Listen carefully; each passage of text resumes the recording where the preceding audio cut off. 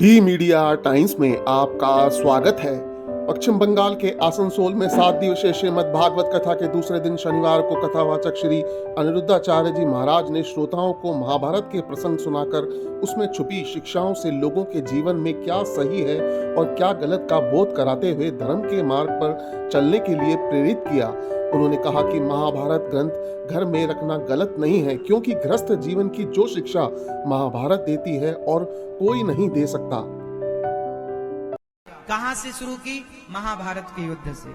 आओ महाभारत के कुछ चीजें समझते हैं। महाभारत, आप में से कितने लोगों ने महाभारत की पुस्तक पढ़ी है, महाभारत का ग्रंथ पढ़ा? किसी ने नहीं पढ़ा है? आप लोगों, कुछ लोग कहते हैं कि घर में महाभारत रखने से महाभारत होता है। ऐसा नहीं है। घर में महाभारत रखो और जो महाभारत के अकॉर्डिंग चलता है, महाभारत के हिसाब से चलता है, उस ग्रंथ की लिखी बातों के हिसाब से चलता है, उनके घर में कभी महाभारत नहीं होता।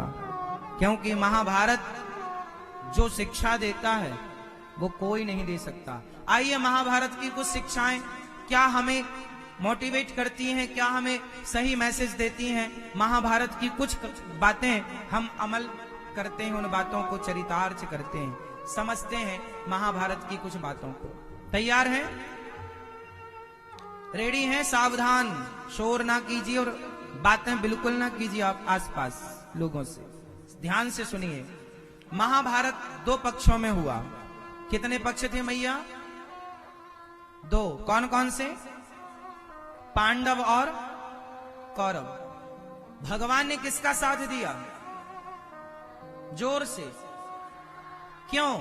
कौरवों का क्यों नहीं दिया? क्योंकि भगवान हमेशा उनका साथ देते हैं जो धर्म का साथ देते हैं। भगवान उनका साथ देते हैं। इसलिए आप में से कितने लोग चाहते हैं कि भगवान हमारा साथ दें? यदि आप भगवान का साथ चाहते हैं तो आपको धर्म का साथ देना पड़ेगा। यदि आप धर्म के साथ हैं तो ईश्वर आपके साथ है, और आप धर्म का साथ नहीं लेते तो ईश्वर आपका साथ नहीं देते। महाभारत का युद्ध हुआ, 99 कौरव मारे। भगवान पक्षपाती हैं या नहीं? भगवान बहुत बड़े पक्षपाती हैं। भगवान किसका पक्ष लेते हैं? जैसे मां अपने बेटे का पक्ष लेती है ना, ऐसे ही भगवान अपने भक्तों का पक्ष लेते हैं। कहां लिया पक्ष? महाभारत में एक घटना घटी जो शायद आपको पता भी हो। महाभारत में एक घटना घटी और वो घटना थी कि अभिमन्यु मारे गए।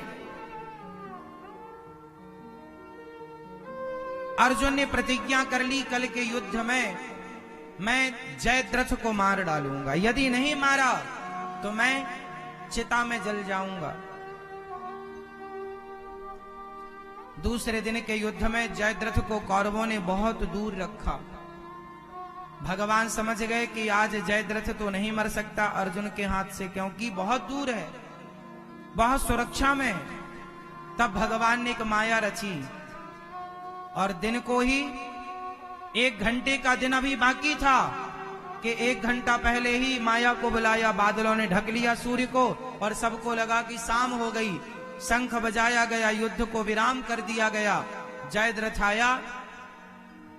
भगवान ने योग माया से कहा, सूर्य भगवान को आने दो। सूर्य भगवान की किरण अभी बाकी थी, अस्त नहीं हुआ। भगवान ने कहा, अर्जुन उठाओ अपना गांडीव। ये जयद्रथ को आप ना मार पाते क्योंकि ये बहुत सुरक्षा में था, अब आपके सामने खड़ा है। जयद्रथ को लगा चलो सूर्य अस्त तो हो ही गया, युद्ध तो विराम हो गया, अब अर्जुन चिता में जल रहा है, मैं अपने दुश्मन को जलता हुआ देख लूं। आया था तमाशा देखने के लिए, खुद का तमाशा बन गया। बाण मारा। भगवान ने कहा सर यहां ना गिरे, इसके पिता तपस्या कर रहे हैं, उसके सिर पर गोद पर जाकर गिरे। भगवान ने पक्ष लिया भक्त का। भगवान कहते हैं कि मेरा भक्त एक बार आत्मसमर्पण तो कर दे, एक बार मेरा हो तो जाए, मैं उसके लिए दिन को रात भी करने को तैयार हूं। क्या शिक्षा मिलती है महाभारत के युद्ध से? महाभारत का युद्ध क्या कहता है? महाभारत का युद्ध कहता है कि गलत व्यक्ति का साथ ना दो। अच्छा एक बात बताओ, दानवीर कर्ण ने दुर्योधन का साथ दिया, तो दुर्योधन का साथ देना ये कर्ण का सही निर्णय था कि गलत निर्णय था? कर्ण को दुर्योधन का साथ देना चाहिए या नहीं देना चाहिए? उत्तर दो। उत्तर क्या है? कर्ण ने दुर्योधन का साथ देकर सही किया कि गलत किया? फटाफट उत्तर दो, सही या गलत? हाँ, गलत। तो सही क्या था? सही क्या था? क्या मित्र का साथ नहीं देना चाहिए? हाँ, कर्ण ने दुर्योधन का साथ देकर गलत किया।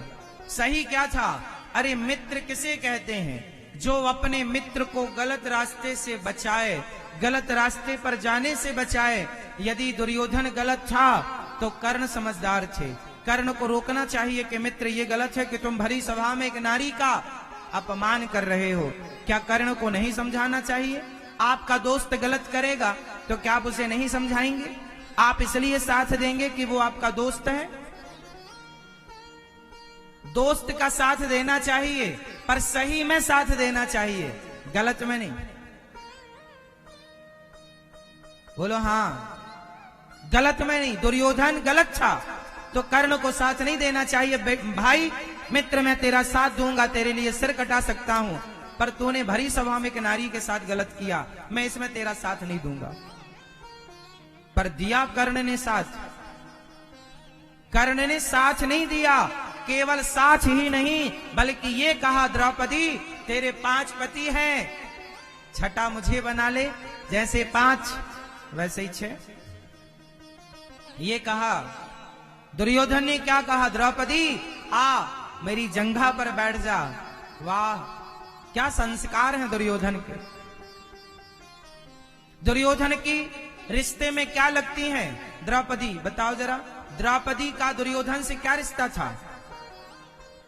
जोर से आप बताओ, जोर से बताओ। मैया बताओ, ये बीच वाली मैया। दुर्योधन की सगी भाभी है। भाभी मतलब मां। हमारे यहां भाभी को मां के तुल्य माना जाता है, हाँ या ना? देवर और भाभी का रिश्ता है, सगा देवर है, चाचा दाऊ का संबंध है, सगा देवर है। और अपनी सगी भाभी से क्या कहता है? मेरी जांघ पर आकर बैठ जाओ। मतलब संस्कार। मुझे लगता है धृतराष्ट्र ने और गांधारी ने अपनी औलादों को संस्कार देना भूल गए। बेटे को राज्य देना तो याद रहा कि मेरा बेटा दुर्योधन राजा बनेगा हस्तिनापुर का। युवराज पद तो दे दिया, राज्य पद तो देना चाहा, पर संस्कार देना भूल गए। धृतराष्ट्र की तो गलती है, लेकिन वो तो जन्म से अंधे थे, पर कम से कम मां तो अंधी नहीं थी, गांधारी तो अंधी नहीं थी। जब द्रौपदी की साड़ी खिंच रही थी उस समय पितामह को गुस्सा करना चाहिए था या नहीं? उनका गुस्सा करना सही था या गलत था? जोर से। सही था, लेकिन गुस्सा करना था, पर पितामह को गुस्सा नहीं आया। अरे गुस्सा आना चाहिए। जब द्रौपदी जैसी बेटियों का अपमान आपके सामने हो तब आपको गुस्सा आना चाहिए। गुस्सा नहीं आया तो बाणों की सैया पे लेटना पड़ा।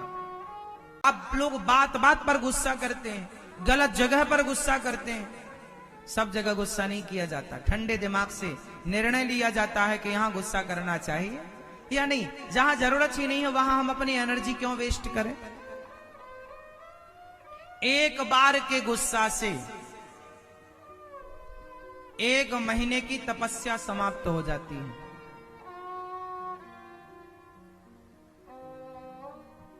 गुस्सा कोई सामान्य नहीं। यदि आपने गलत जगह पर गुस्सा किया तो 1 महीने की तपस्या एक बार के गुस्से में नष्ट हो जाती है, क्रोध में। अब इसका उदाहरण समझो। पहले के साधु संत ऋषि मुनि जल्दी से गुस्सा नहीं करते थे, और गुस्सा करते थे ना तो श्राप दे डालते थे, और जब श्राप देते थे तो उन्होंने सारी जिंदगी जो तपस्या की है वो सारी श्राप देकर तपस्या शून्य हो जाती, फिर उन्हें 0 से स्टार्ट करना पड़ता था। इसलिए संत लोग श्राप राप नहीं देते थे ज्यादा, यदि देते थे तो पश्चाताप करते थे, क्यों दे दिया, सारी तपस्या समाप्त हो गई, फिर से शुरू से करो। इसका समझिएगा। जब भगवान राम को लेकर श्री विश्वामित्र जी चले बक्सर, विश्वामित्र जी यज्ञ कर रहे थे, उस यज्ञ में राक्षस लोग ना बाधा डाल रहे थे, उनके यज्ञ को पूरा नहीं होने देते थे। तब बस विश्वामित्र जी ना राम लक्ष्मण को मांग कर दशरथ जी से लेकर चले। विश्वामित्र जी चाहते तो स्वयं उन राक्षसों से निपट लेते, स्वयं मार देते, पर उन्होंने कहा जिस काम के लिए भगवान है वो काम हम क्यों करें, क्यों मैया, जिस काम के लिए भगवान है वो काम हम क्यों करें। भगवान ने अवतार लिया है, धर्म संस्थापनार्थाय संभवामि युगे युगे। अब इनको राक्षसों को भगवान मारेंगे, हम क्यों मारे, हम साधु आदमी अपना तपस्या करें।